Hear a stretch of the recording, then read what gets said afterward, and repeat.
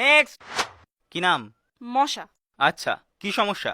Doctor বাবু, আমার না ওজন বেড়ে যাচ্ছে আর খুব খিদে পাচ্ছে।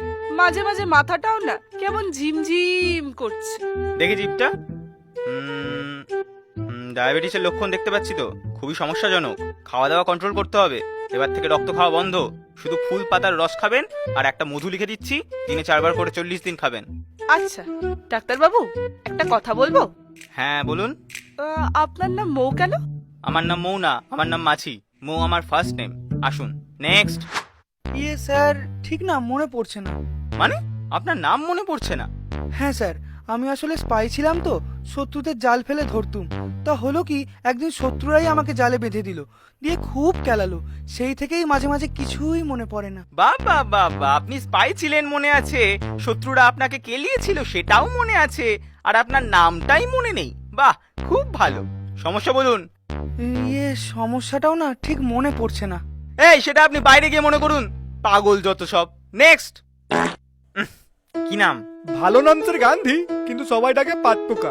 আচ্ছা, কি সমস্যা? ওই স্যার, খুব গন্ধ গন্ধ পাদ হয়।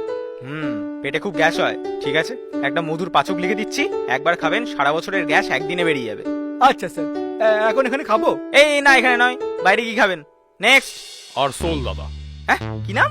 আরসোল দাদা। হুর, এরকম আবার নাম হয় নাকি? ছেলেদের নামও কি মৌ হয় নাকি? ও আমার ফার্স্ট নেম।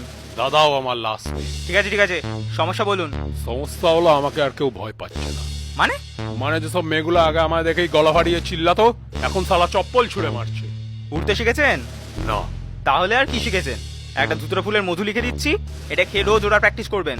তারপর যার গায়ে বসবেন, শুধু সে কেন, তার বাপ শুদ্ধ ভয় পালাবে। নেক্সট।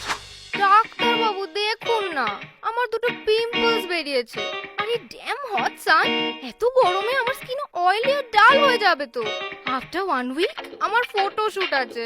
প্লিজ ডক্টর, একটা স্কিন কেয়ার সাজেস্ট করুন না।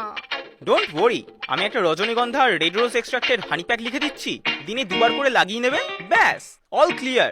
দেন your skin will become glow to glower, আর রাতারাতি বাড়বে ইনস্টাগ্রাম ফলোয়ার্স।